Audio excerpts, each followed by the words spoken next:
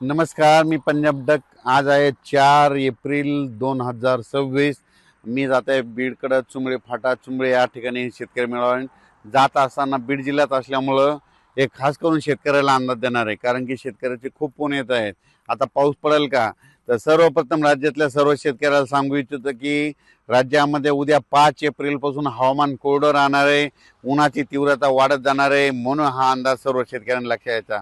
म्हणजे सांगायचं झालं तर उद्यापासून 5 एप्रिल पासून राज्यात काय होईल, उन्हाचा पारा वाढत जाणार आहे. 8-9 तारखेला 40-41 अंशापर्यंत उन्हाचा पारा वाढत जाणार आहे. गरमी देखील वाढणार आहे, म्हणून हा अंदाज सर्व शेतकऱ्यांना लक्षात द्यायचा.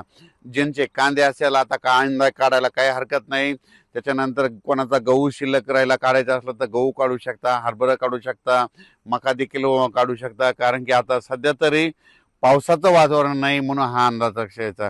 म्हणजे सांगायचं झालं तर 15 दिवस तरी आता सध्या तरी पावसाचं वातावरण नाही, म्हणून हे अंदाज लक्षात येतात. मग पावसाचं वातावरण कधी तयार होईल?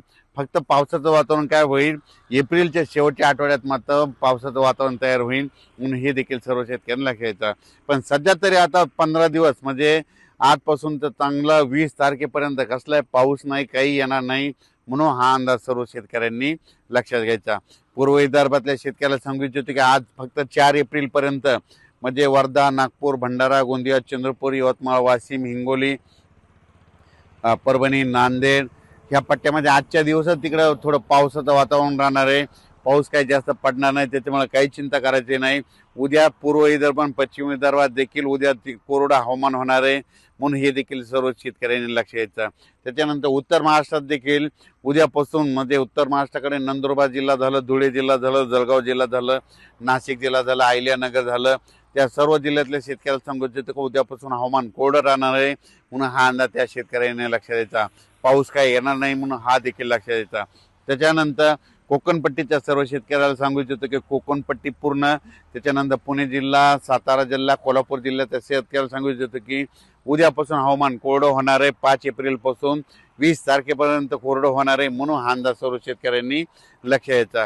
त्याच्यानंतर मराठवाड्यातल्या सर्व शेतकऱ्याला सांगू इच्छितो की बीड जिल्हा झालं, लातूर जिल्हा झालं, परभणी जिल्हा झालं, धाराशिव जिल्हा झालं, लातूर जिल्हा झालं, नांदेड जिल्हा, हिंगोली जिल्हा, त्याच्यानंतर जालना जिल्हा, संभाजीनगर ह्या जिल्ह्यातल्या सर्व शेतकऱ्याला सांगू इच्छितो की उद्यापासून हवामान कोरडे.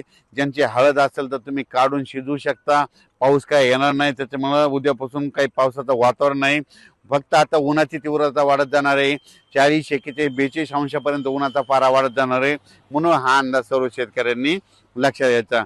म्हणजे राज्यात ठिकठिकाणी उद्यापासून हवामान कोरडं होणार आहे, म्हणून हे देखील सर्व शेतकऱ्यांनी लक्षात घ्यायचं. तर तेलंगणा, कर्नाटकच्या सर्व शेतकऱ्याला सांगू इच्छितो की तेलंगणा, कर्नाटक आणि त्याच्यानंतर छत्तीसगड, इकडे मध्य प्रदेश उद्यापासून हवामान कोरडं होत जाणार आहे, म्हणून हे देखील लक्षात यायचं. म्हणजे सांगायचं झालं तर राज्यात म्हणजे उद्या 5 एप्रिल पासून हवामान कोरडं राहणार आहे. 20 तारखेपर्यंत 20 एप्रिल पर्यंत कसला पाऊस काय येणार नाही, म्हणून हा अंदाज लक्षात यायचा.